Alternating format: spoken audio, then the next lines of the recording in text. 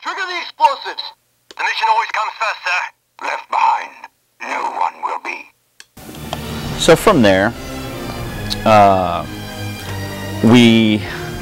when I say we, I mean me, I was out shopping around and was able to snag a copy of Carrie Fisher's Wishful Drinking. And I mean, I'll tell you what, I didn't realize, I guess, what had happened to our beloved Carrie. So this starts off right away, lightheartedly, talking about some really serious stuff that has gone on with her through her depression and that. And you can read it, and you know, I was like, well, it's actually, I mean, look at this. It's big type. This was probably an 80-page book, and they didn't want it that way, so they like triple spaced everything and made it 160 pages. But it was really good, and you kind of hope that you get the feel for how it is she's saying these things. And then yesterday I was at the library, and I'll be darned if I didn't find Carrie Fisher's Wishful Drinking on an audiobook read by Miss Fisher herself, which is awesome. So as much as I'd like to read the book, and I love to read, I'm honestly going to pop this, burn it into an MP3 player, listen to it, and get her inflections and her tonality and the things that will make it really personal. So I love it when people like this write their books and then they read them.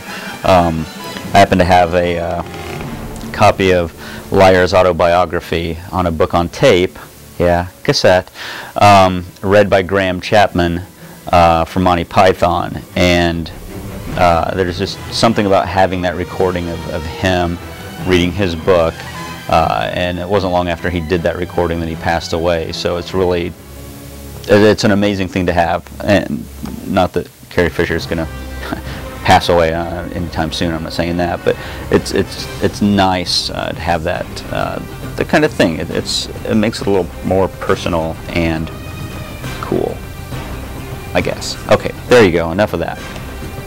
I was out at Toys R Us not terribly long ago, and actually went out to find the Captain Rex helmet.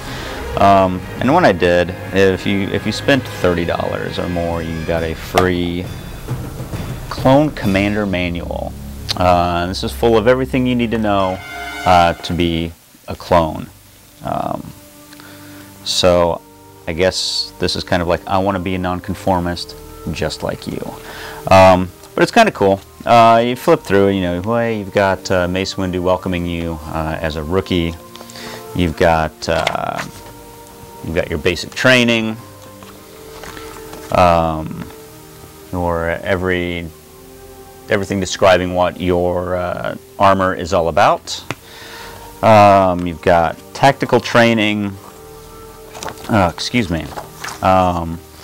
Getting to know your enemy and your weapon. Always a useful thing, and this will come into play just a bit later, so you might want to stay tuned for that. And then you've got your advanced training, which is welcoming you by Obi-Wan Kenobi, and that is to get your weapons expert badge and your everything. You study these, and you know, okay, they're activity things, but still, you know, right, you know. But it's cool. You've got your badges here in the back. So I guess for all of you lazy clones, you already have your badges in case you don't want to go through the training. And you've got some fun clone stickers here. But it's all together in this nice little book. I think it would be hilarious if they actually kept doing things and added more to this, because there's some room in there. So anyway, that was kind of cool. Cool must be like my favorite word because I use it a lot. Okay, so I did say that I went to find the Captain Rex helmet, and indeed I did. This makes the third voice-changing helmet that I've gotten. I got the regular white one. I got the Commander Fox that was the Target exclusive, and now we've got the Rex, which is really cool. Does a lot of fun stuff. Got a little infrared light on the front. Actually, it's not infrared. It's a red light. But very cool. Good sounds. Today we fight for more than the Republic. Today we fight for all our brothers back home. See, that was a nice thing to have pop up. And then it also has some other quotes from the cartoon. Trigger the explosives! Anakin. I'd be proud to fight beside you anytime, anywhere. So you know, you've got these. So this was Captain Rex, and then I got to thinking, somewhere along the line, another, I think it was a Walmart exclusive, maybe not, but it was the 501st helmet. Again, a voice changer. And so I got on, started looking at eBay, and lo and behold, there are. I did indeed miss a 501st, but honestly, kind of sucks.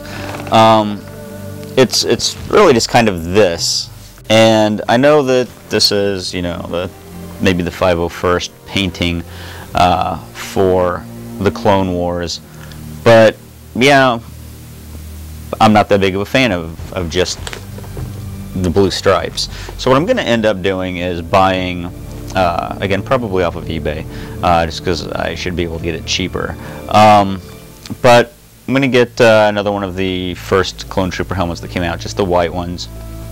And then I'm going to actually take and paint the blue coming down and down like it is in Revenge of the Sith, rather than the Clone Wars. And so, as long as I can do a good job with that, then I'll have, you know, my 501st helmet. But otherwise, I'm very, very happy with these voice changer helmets. This one, it seemed when I was putting it together, it might have been a little flimsier, a little cheaper than the first couple. Could be my imagination. I don't know.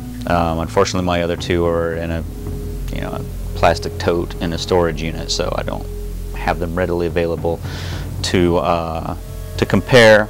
But I will dare to compare, and right now I think that these are a little more flimsy, but still pretty good. This kind of bugs me. This is kind of flimsy, but you know what? It's still. So I got this when I went into Toys R Us. It was on sale for $30, marked down from its, I don't know, I think they're asking $35 or $40 for it.